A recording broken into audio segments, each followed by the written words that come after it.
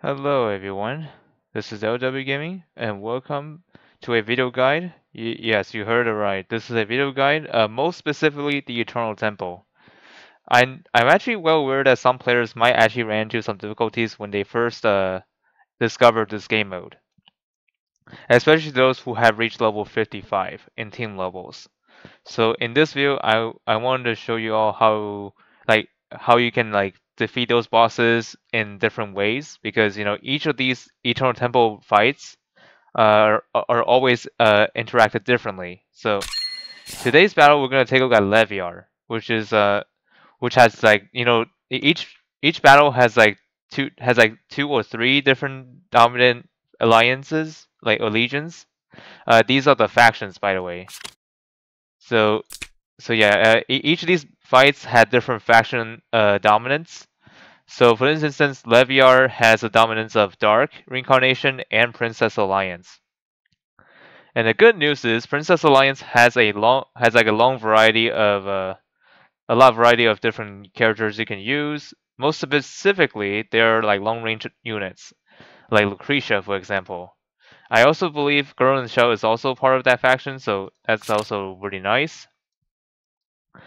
And yeah, there's so much more in here. So yeah, although even though they're on that faction doesn't mean they're always the great option. So I'm gonna walk you through how this box works, and you'll be able to get prepared for it. And also, whenever you play Eternal Temple, you only get to clear it once. Once that's done, that's it for you.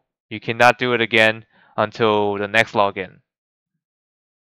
So for today's video, we're gonna walk through the Leviar boss fight. So in this example, I'll use level 65. That's my highest clear so far. I'll do 70, but 65 is actually more representable than the level 70 because I think level 70 has I think it's probably the same map or maybe different, but anyways, I'm gonna try it on the map where it's where it's I managed to clear it without any issues. And also, once you clear it, you do have the ability to have the Godless Blessing. So every time when you take action, you will heal. So that's really nice. So in this fight, I already have preset of heroes, but these are not the ones I'm using right now. So I'm going to swap some of them out for the units I'm actually going to use. So I'm not going to use Yulia here. She is not that great here.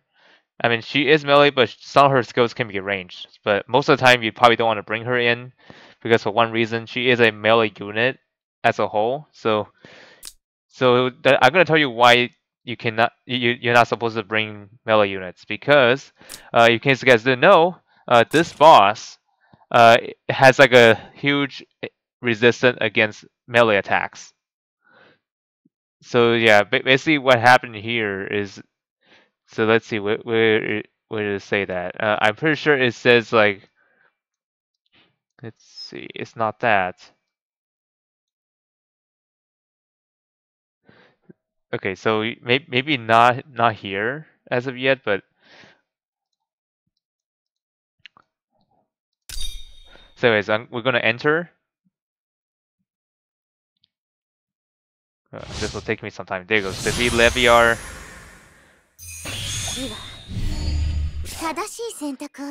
And also, right away, you may notice that the rounds that you get for each fight are actually different. For Leviar's fight, you only get 6 rounds or 6 turns. In this kind of in this kind of scenario. So your goal here is obviously defeat Leviar. And also, the way how the stage worked is actually quite clever because in the middle of this area, there's like trees everywhere. Yeah, if your long range mage is actually down here, you won't be able to take advantage of the of that one staff that's like allow you to have extra range. So for example, if you're like right here, or actually wait right here, you cannot attack the 5 tiles because you're on a defensive terrain. So in order to take advantage of that, make sure your unit is out of range, out of the reach of those the forest terrains. Even though they do help you, but however in the long run they really don't because they basically forces you to attack at the range of Leviar. So yeah, if your Lucretia is positioned right here with the, I believe Scepter Divinity, that's what it was. I was just thinking what staff that was. But anyways, the Scepter Divinity. So once you have when you have that Scepter Divinity, you should be able to outrange Leviar with Lucretia or anyone that can attack from 4 tiles, which basically adds one more tile when using skills.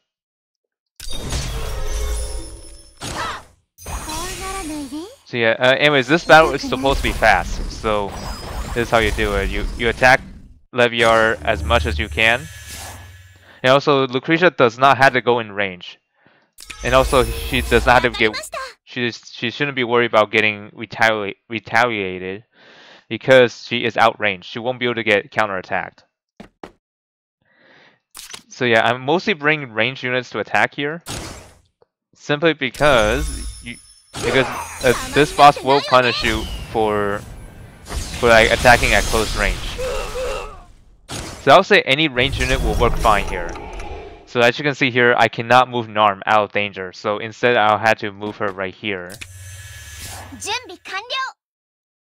And then I'll have to bring her here, bring Amelia here. I mean, any tanks will work fine, but you don't have to bring a tank. Unless if you will bring Christiane, because she's actually a faction buffer if you have her awakened already. Or you can bring any faction buffers like Shelfano is the other good option.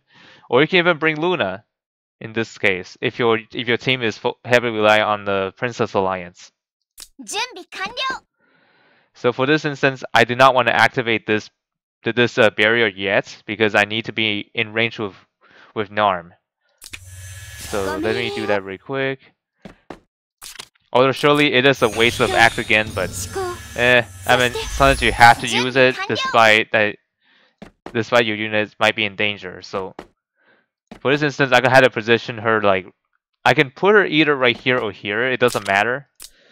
You just have to keep them safe from incoming damage. You need them to be healthy before they can engage. And then finally, faction buff. I mean, most people will do faction buff first, so they can do damage. But if you already cleared it, like me, this don't really matter. But to those of you who have not cleared it, I recommend you to do faction buff first. So as you can see there, Amelia gets targeted because she is 1-tile attacker. But since she is in a distance, she does not have to worry about the melee damage reduction or resistance. So let's see, where exactly did it say the resistance here? I'm pretty sure it said it somewhere. Unless I'm actually imagining things. Let's see. Oh yeah, right here. This is what I'm talking about. So it's called Rage Skill, which is the passive that this Leviar has. So damage taken from melee attacks decreased by 90%. If this unit hasn't taken any damage this turn, it gains a 20% int bonus. This bonus is stackable. So yeah, you gotta ensure that you damage him actively. Otherwise, you're gonna have a hard time taking care of this. And also, one thing that I noticed is that none of my units got cursed, which is interesting. I mean, I wasn't sure if, yeah, it should not be able to ignore immunity, but for some reason, it was not applied. So, normally a game will actually apply to 2 random units. In that case, you're gonna have to avoid using those guys. Because these guys would take a lot more damage than they normally would. So, do not attack with them if they were cursed by this skill, for example, the Demonic Soul. Basically, what this does is there's like a passive. It's a passive skill that basically, after taking action, gaze at 2 enemies, which are random, of course. Enemies that are gazed that take plus 500% more damage, and healing received is converted into damage, which will last 1 turn. So basically, not just making them very vulnerable to counterattacks, they're also like being heal reverse, kind of like the stealth effect. So in that case, do not attack with them at all. Just let them stand wherever they are, and then heal them back up if necessary. But for this instance, for some reason, the game decided to not curse anybody, which is unusual for me.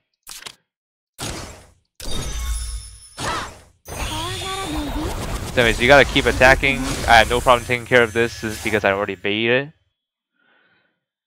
Like, you get the idea.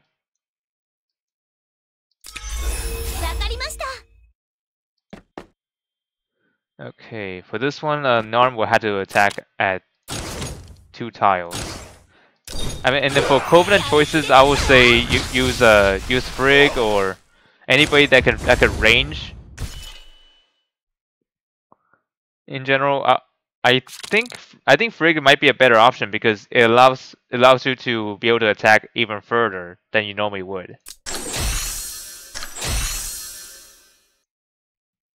And that's a clear for you. That's a clear guide there. So hopefully you have a great time like beating this boss if you haven't already. Until then, stay tuned tomorrow for more for more guides on other bosses.